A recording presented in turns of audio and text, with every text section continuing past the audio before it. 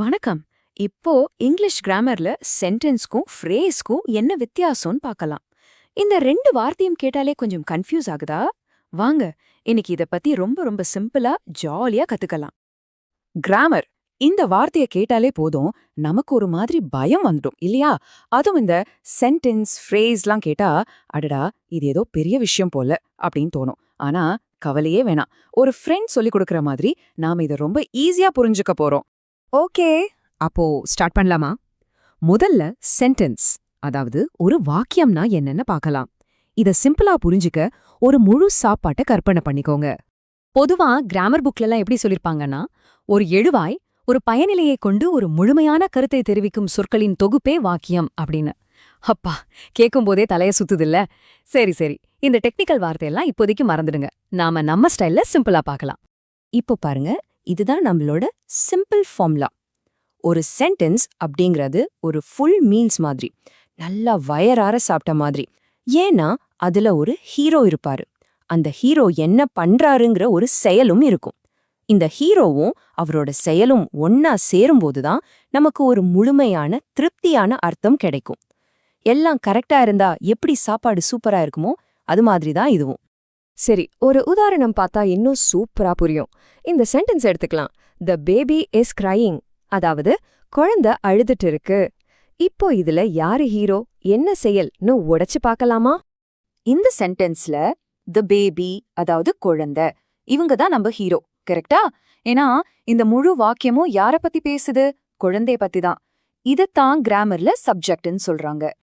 அடுத்து பாருங்க, is crying, அழுது கொண்டிருக்கிறது.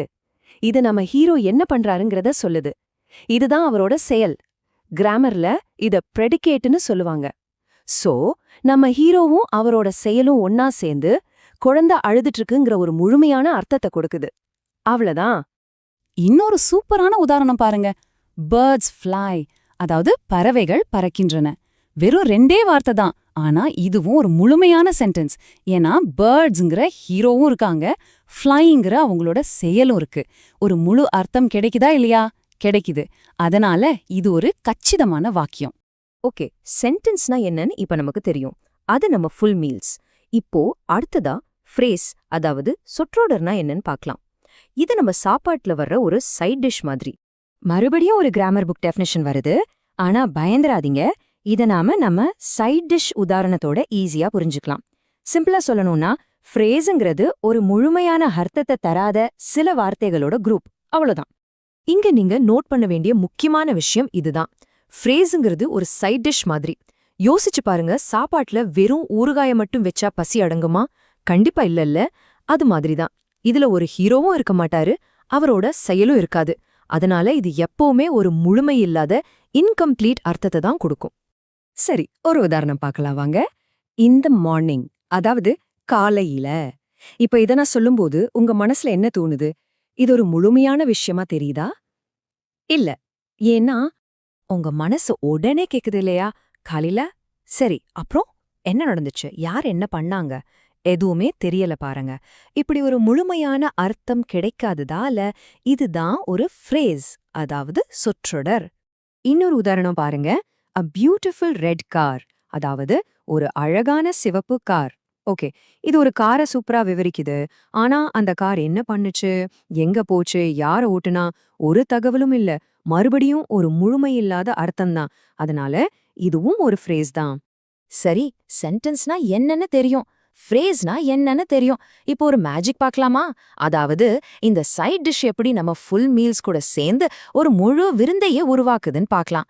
சிம்பிளா சொன்னா இந்த ஃப்ரேசஸ் எப்படி சென்டென்சஸ்க்கு இன்னும் அதிக அர்த்தம் கொடுக்குதுன்னு பாப்போம். இங்க பாருங்க, முதல்ல நம்ம ஃபுல் மீல்ஸ், அதாவது sentence. The cat is sleeping, பூனை தூங்கிட்டு இருக்கு. இது ஒரு முழுமையான அர்த்தம். அடுத்து நம்ம சைட் டிஷ், அதாவது ஃப்ரேஸ். அண்டர் த டேபிள், மேஜைக்கு அடியில. இது ஒரு முழுமை இல்லாத அர்த்தம். இப்போ இந்த ரெண்டையும் ஒன்னா சேர்க்கலாம். The cat is sleeping under the table, பூனை மேஜைக்கு அடியில தூங்கிட்டு இருக்கு. பாத்தீங்களா? இப்போ இன்னும் தெளிவான டீட்டெயில்டான ஒரு வாக்கியம் கிடைச்சிருச்சு. இதுதான் ஃப்ரேஸோட மேஜிக். ஓகே, இது வரைக்கும் நம்ம கத்துக்கிட்டத மறக்காம இருக்க இதோ ஒரு குவிக் ஷீட். வேணும்னா இது ஒரு ஸ்கிரீன்ஷாட் கூட எடுத்து வச்சுக்கோங்க. சிம்பிளா சொல்லணும்னா, சென்டென்ஸ்னா நம்ம ஃபுல் மீல்ஸ், அதுல ஹீரோவும் இருக்கும், அவரோட செயலும் இருக்கும், ஒரு கம்ப்ளீட் மீனிங் கிடைக்கும். ஆனா ஃப்ரேஸுங்கிறது நம்ம சைட் டிஷ். அதுல ஹீரோ, செயல்னு எதுவும் இருக்காது. அது ஒரு இன்கம்ப்ளீட் மீனிங்க தான் தரும். இப்போ ரொம்ப தெளிவா புரிஞ்சிருக்கும்னு நினைக்கிறேன், இல்லையா? சரி, நீங்கெல்லாம் எந்த அளவுக்கு இத புரிஞ்சுக்கிட்டீங்கன்னு டெஸ்ட் பண்ணலாமா? இதோ உங்களுக்கான ஒரு சின்ன சேலஞ்ச். ஆன் த ரூஃப், அதாவது கூரை மேல. இது ஒரு சென்டென்ஸா இல்ல ஃப்ரேஸா? நல்லா யோசிச்சு உங்க பதில கீழே கமெண்ட்ல சொல்லுங்க பார்க்கலாம். இந்த விளக்கம் உங்களுக்கு பிடிச்சிருந்தா, யூஸ்ஃபுல்லா இருந்தா, இங்கிலீஷ் கத்துக்கிற உங்க ஃப்ரெண்ட்ஸுக்கும் இது ஷேர் பண்ணுங்க. நாம அடுத்த முறை சந்திப்போம்.